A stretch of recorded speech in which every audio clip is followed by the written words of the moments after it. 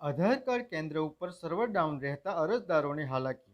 મજૂરી કામ છોડીને આધાર કાર્ડ કઢાવવા આવતા અરજદારોને 3 દિવસથી ધરમધક્કા ખાવાનો વારો. આમોદમાં આવેલા આધાર કેન્દ્ર ઉપર સર્વર ડાઉન રહેતા 3 દિવસથી અરજદારો ધરમધક્કા ખાવા માટે મજબૂર બન્યા હતા. આધાર કાર્ડ દરેક વ્યક્તિ માટે જીવન જરૂરિયાતની વસ્તુ બની ગયું છે.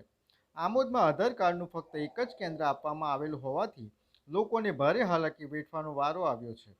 શાળામાં અભ્યાસ કરતા વિદ્યાર્થીઓ તેમજ રોજબરોજની મજૂરી કરતા કામદારો કામ છોડીને છેલ્લા 3 દિવસથી સવારના 9 કલાકથી આધાર કાર્ડ કઢાવવા તેમજ સુધારો વધારો કરાવવા આધાર કાર્ડ કેન્દ્ર ઉપર આવે છે, પરંતુ સર્વર ડાઉન તેમજ લાઇટના અભાવે સાંજ સુધી વલખા મારવા પડે છે.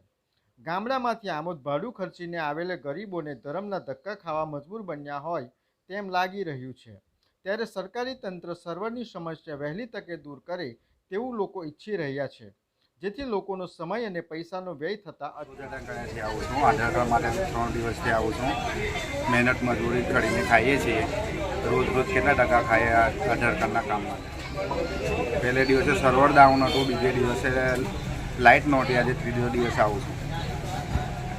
કેટલા વાગ્યાના આવ્યા? સવારે 8:30-9 વાગ્યાના અહીંયા આવ્યો છું. અત્યારે કેટલા વાગ્યા? અત્યારે 1 વાગવા આવ્યો છું. શું કીધું અંદર? સર્વર ડાઉન છે એમ કહી છે.